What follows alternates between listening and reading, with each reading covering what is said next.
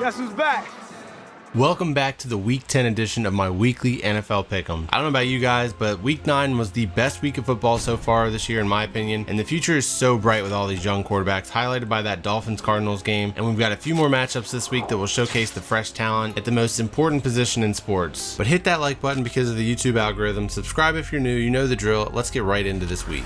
Up first, we're starting with the Sunday games. We've got Eagles versus Giants. Shout out to the NFL schedule makers for yet another NFC East matchup, a week after the clown show in Washington last week. I'm sure you've probably already seen this, but Daniel Jones' record as a starting quarterback reached a almost bizarre level after beating Washington yet again. You could process and tabulate the numbers of this stat and assume that the Giants are going winless from here on out, but they've been pretty competitive in most of their games this year, and were a dropped Evan Ingram pass away from beating the Eagles the last time they played. Does that mean I'm picking them to get it done this week? Nah, the Eagles had a bye week to prepare for this game, and Carson Wentz has been good enough at the end of games to close them out, but he and Daniel Jones could try and out-trash one another during the first 3 quarters of this game. In the end, I think Eagles win 29-24.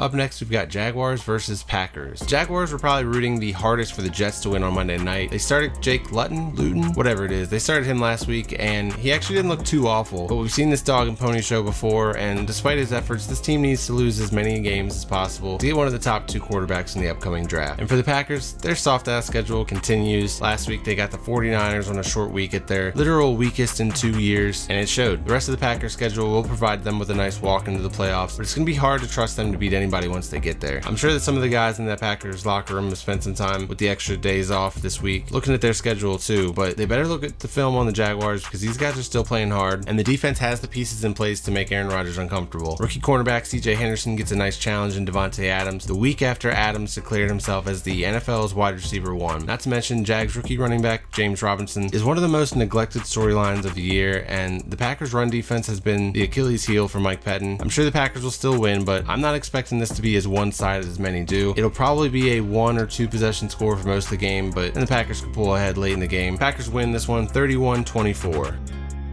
Washington football team versus the Detroit Lions. Guys, I know Alex Smith did not sign up for this year. There were supposed to be 2 quarterbacks keeping him safe and sound on the bench, and one of them was a first-round pick. But nonetheless, here he is starting yet again, forced to earn that $21 million from Dan Snyder. Matthew Stafford last week was handed a pretty tough scenario with being on the COVID protocol all week, and honestly, the entire Lions team, for that matter, was affected, and basically they all had to wait until a test before kickoff confirmed that Stafford was negative before they even knew who their starting quarterback was going to be. This week, he's dealing with a head injury, but was a full participant in practice, so he should be good to go this Sunday. It's also another Adrian Peterson revenge game. Feels like Adrian Peterson has played for half the league by now, but he might get his chance to be the difference maker in this one. I kind of hope that he is. It'd be fun to see him go off one more time. So for that, I'm rooting for the Lions to win 24-17.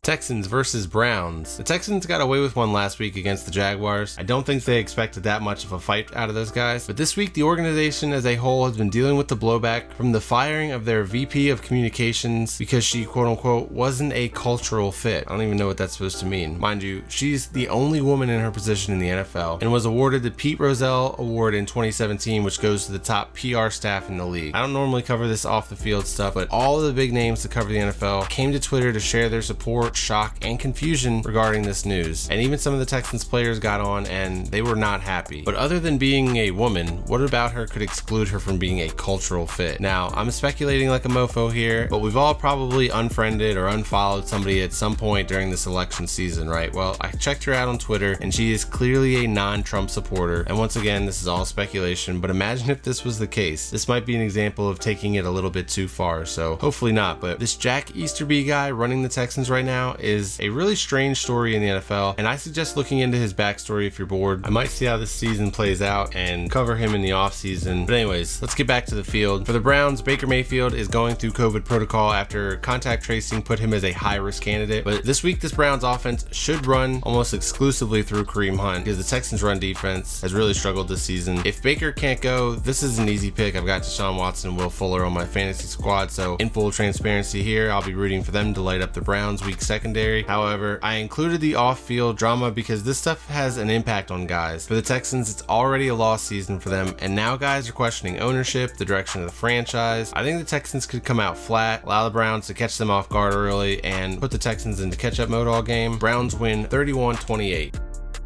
Buccaneers versus Panthers. Y'all, the Bucs got the brakes beat off of them by the Saints. I definitely did not see that kind of ass whooping being opened up on the Bucs at home like that, but I've got to say, I did warn that the AB addition could throw the offensive rhythm off for the Bucs, and sure enough, the Bucs are now out here breaking records for the fewest carries in an NFL game. But that's partially a terrible game plan, and that's on the coaching staff. But even Bruce Arians had to call Tom Brady out publicly for missing a wide open Mike Evans multiple times. All in all, this feels like a situation where the Bucs got a little cocky and complacent, came out and thought they'd be unstoppable in the passing game with AB added to this wide receiving unit. They have plenty of time though to get this worked out, but man, that was definitely a wake-up call for them. For the Panthers, they also got a big offensive addition last week in Christian McCaffrey, and he came back in a big way, and he's gone. But seriously, the future is hella bright for the Panthers, and I don't really see why you would rush Christian McCaffrey back after this latest shoulder injury. You can't look at a guy like McCaffrey and think that he's got a 10 to 12 year career as a running back in this league with how small and slight he is. But Teddy Bridgewater is impressing each and every week, and it no longer feels like the Panthers will need to address the future quarterback in the upcoming draft, at least not in the first round. But the Panthers pass defense this week is going to be up against it and has to play a frustrated and pissed off Tom Brady after getting publicly embarrassed last week. So for that, I think the Bucs are going to win 34-23.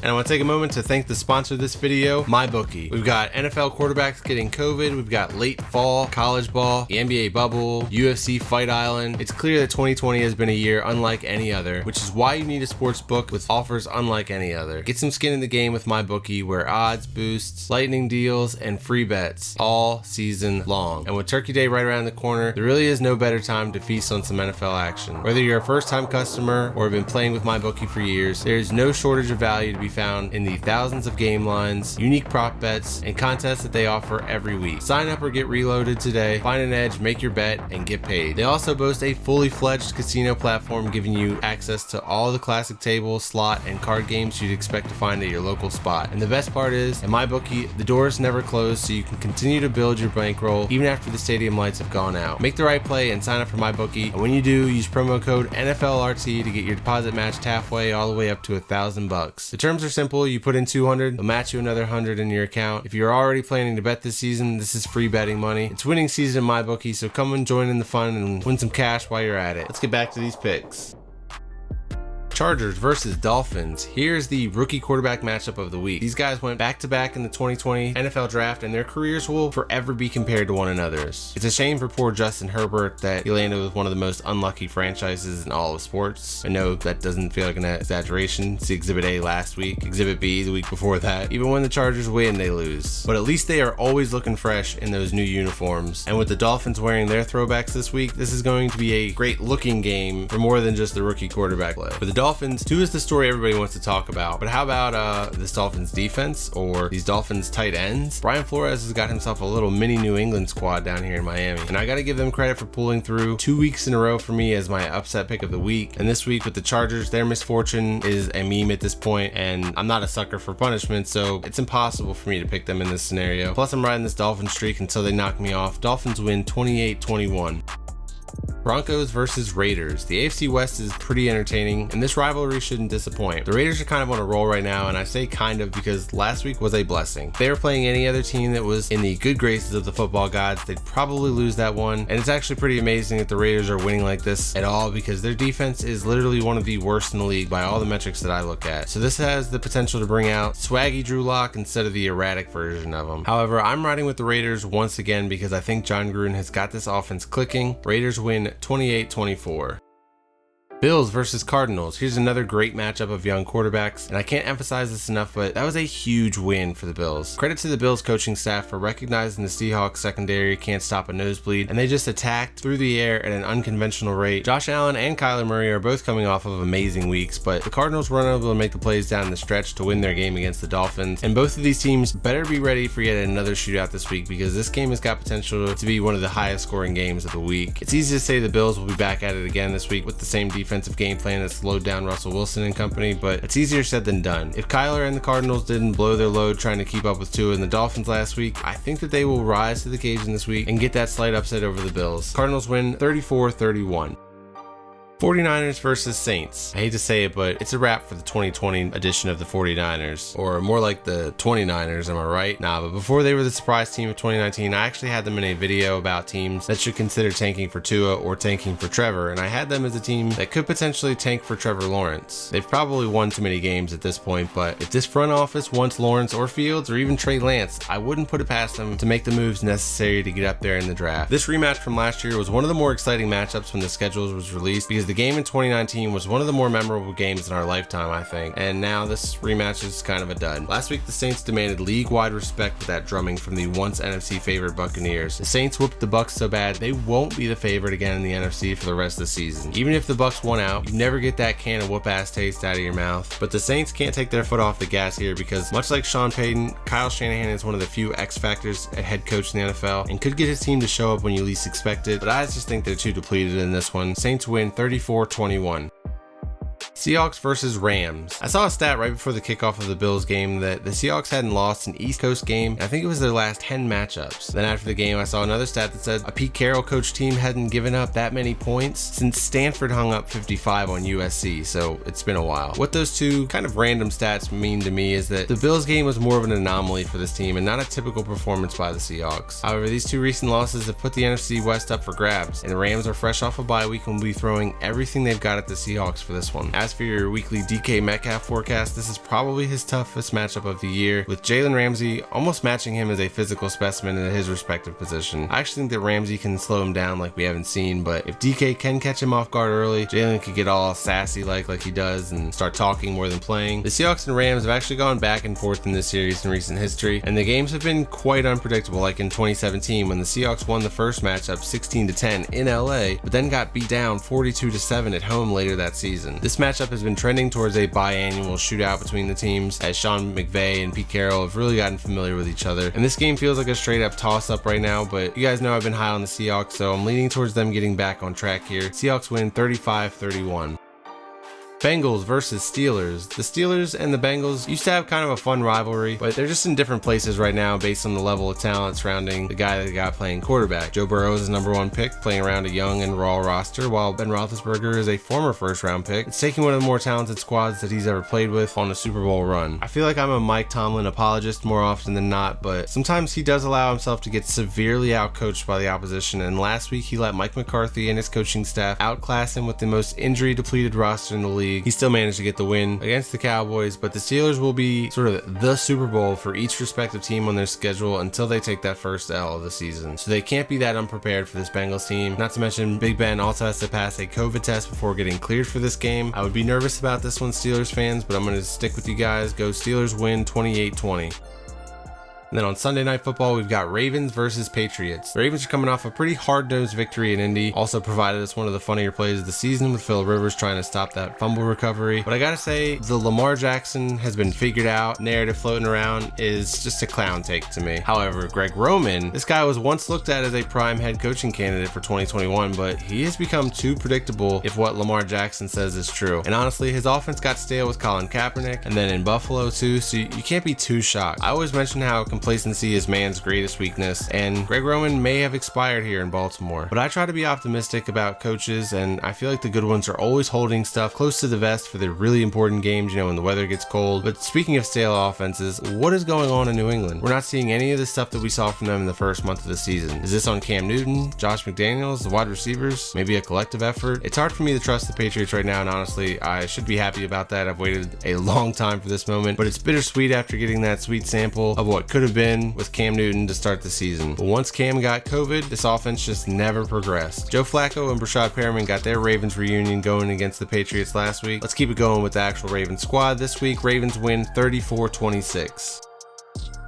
And then on Monday Night Football, we've got Vikings versus Bears. And a question I've seen from some Vikings fans was regarding how many more times does Dalvin Cook have to go off before he gets some love in the MVP conversation. Well, I chuckled when I saw it because, to be honest, it'd have to be a lot, starting with this game against the Bears. He's got to carry this Vikings team into the playoffs. At 3-5, it's not impossible, and it would definitely be worthy of MVP discussion because we've seen how terrible this Vikings team is without him. But I want to talk about the Bears offense. Mitch Trubisky got benched when the Bears were 3-0, and the Bears have now lost 3 straight straight with Nick Foles. So how is it not been a change back to Trubisky? And I've always been critical of Trubisky, but I've at least known that Nick Foles was not always that much better. The Vikings secondary has been pretty bad at times, so Foles should be able to get the ball moving through the air more consistently this week, but I'm afraid a big day from Nick Foles only delays the inevitable, and that's the fact that this is a below average offense being kept in games by an above average defense. Now on the other side, you've got Kirk Cousins, who's really just a religious version of Andy Dalton in primetime games. Cousins won his first Monday Night Football game recently, so maybe he's turned a new leaf. I doubt it though. Bears win this one 24-17.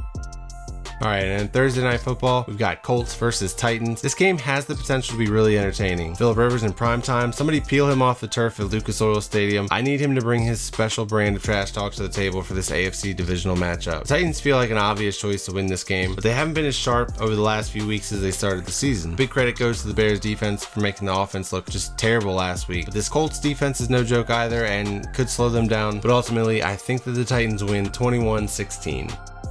Alright, and now let's go recap Pick'em group for week 9. I had a pretty solid week with 11 picks. I was feeling pretty good about mine. But we have a new guy up at the top here for the week with Mo Sports Network. He got 13 games right. I went and checked his. All he missed was the Seahawks losing to the Bills, and he would have had a perfect week. That's pretty awesome. And then moving on to the overall leaders in the group, we've got a two-way tie for the top spot in Niner Gang and Quebec Steelers. After that, we've got a three-way tie for third with 86 points, but it's only midway point, so we've still got plenty of time to go, and it's still anybody's game. That's gonna do it for me. I apologize for this pick'em video coming out a little bit late, but this week's been kind of an emotional roller coaster for me. I hope that you guys are all doing well through this presidential transition that we're gonna be doing here soon. And then also, I spent a little extra time working on that mock draft. I swore it was coming out last week, but I didn't have Zach Wilson in there, and I needed to find a place for him in the first round. So also my order changed up a little bit based on the outcome of the week 9 games, but my goal is on Saturday, so fingers crossed for that. I appreciate you guys watching, liking, commenting, subscribing, all that good stuff. Hit that like button so we can hit 1,000 likes, and I will see you all in the next video.